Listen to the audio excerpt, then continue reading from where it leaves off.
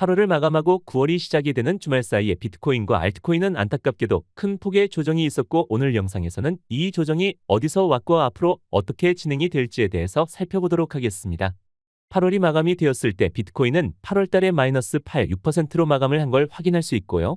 9월달에 시작이 되면서 좋지 못한 조정이 왔기 때문에 마이너스 2% 넘게 빠지고 시작을 한 걸 확인할 수 있습니다. 9월달 시작되었을 때 이걸 가지고 온 이유는 월간 수익률을 봤을 때 9월달 같은 경우는 계절적인 요인이 조금 있어서 전체적으로 마이너스가 많았던 달이었기 때문에 9월달은 조건이 힘들 수도 있는 가능성이 있다라는 걸 말씀을 드리고 싶어서 이 월간 수익률을 가지고 왔고, 이 계절적인 하락의 요인에는 여러 가지 이유가 있겠지만 연준이 중심에 있습니다. 어찌됐든 간에 9월달은 계절적 요인 그리고 대세적인 것이 경제 상황을 봤을 때 조금은 좋지 못한 흐름을 보일 수 있는 달이다라는 걸 알고 9월달에 임해야 되겠습니다.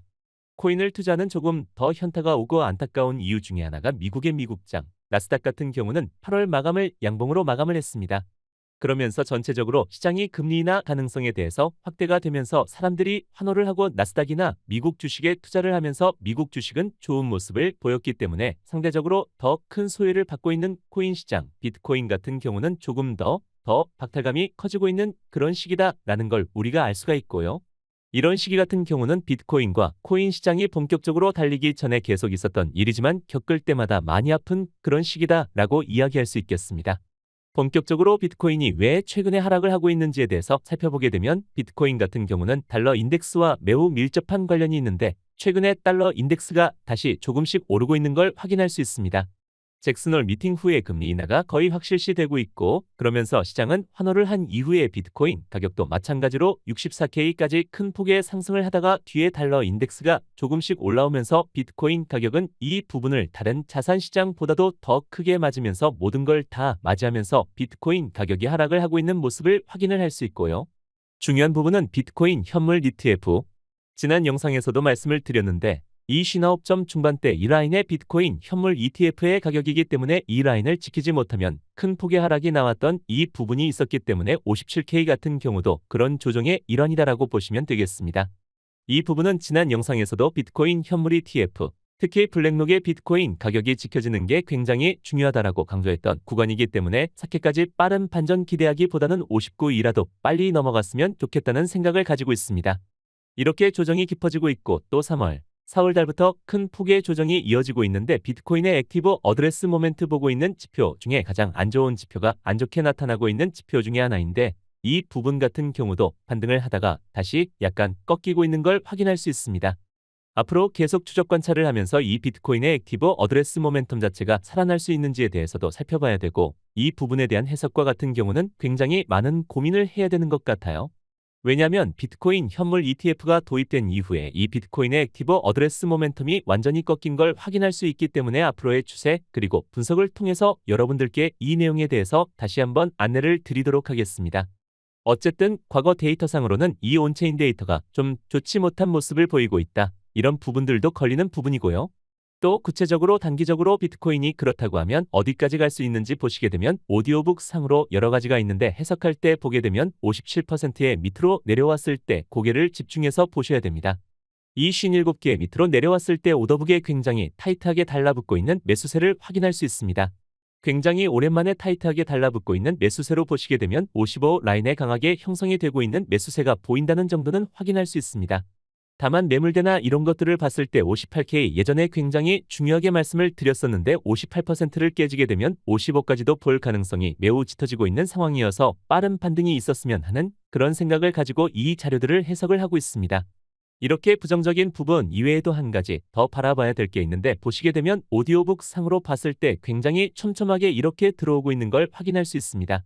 이 부분 같은 경우는 비트코인이 가격이 쭉 올라갈 때 오더북이 아주 타이트하게 촘촘하게 형성이 됐던 시기까지는 아니었는데 보시게 되면 이제 텅 비어있는 이 시기보다는 조금 긍정적으로 매수세가 들어오고 있다는 정도는 우리가 확인할 수 있기 때문에 이 데이터를 통해서 우리가 볼 수 있는 것 58%를 빠르게 올라가지 못하면 55K는 볼 가능성이 점점 더 커지고 있다.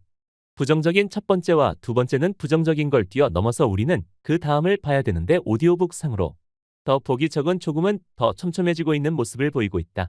이런 부분들은 비트코인이 올라갈 때 나타나는 현상 중의 하나이기 때문에 긍정적인 부분도 이 안에서는 살펴볼 수 있는 부분이 있다고 해석을 하면 되겠습니다.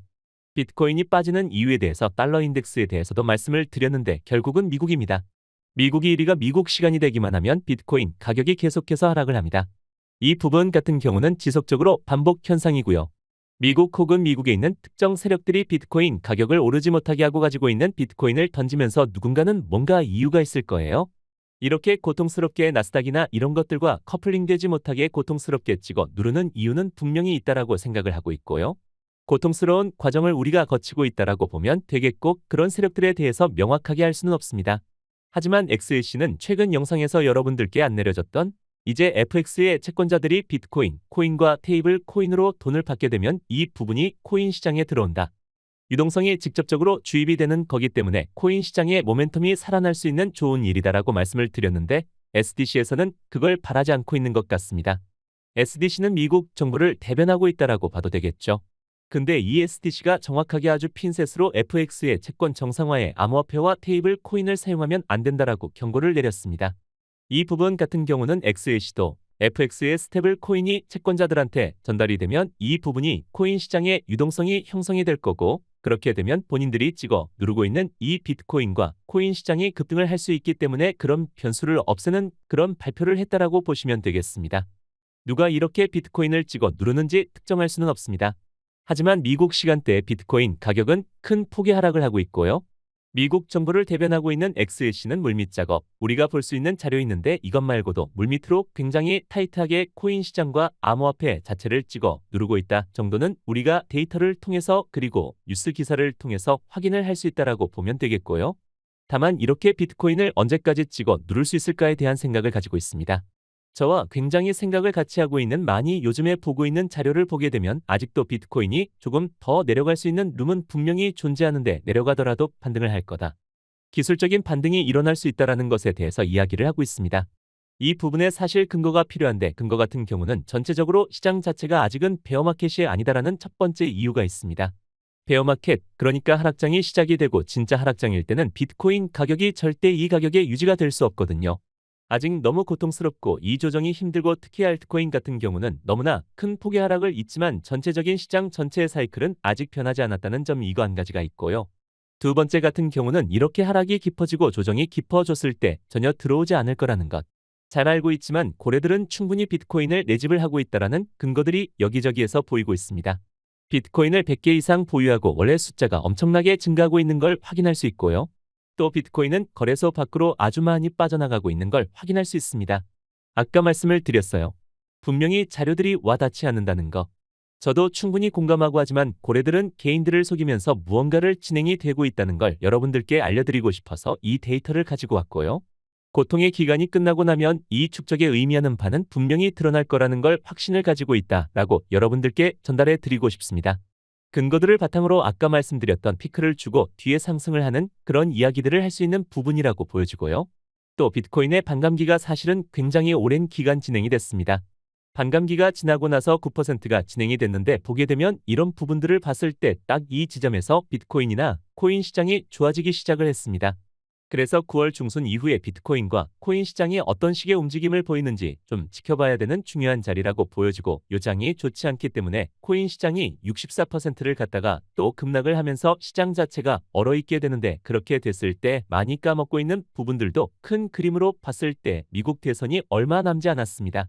미국 대선이 있던 이후에 비트코인 시장의 움직임들을 봤을 때 우리는 충분히 기대할 수 있는 어딘가 다라는 걸 확인을 할 수 있고 금리 인하가 예정이 되어 있습니다.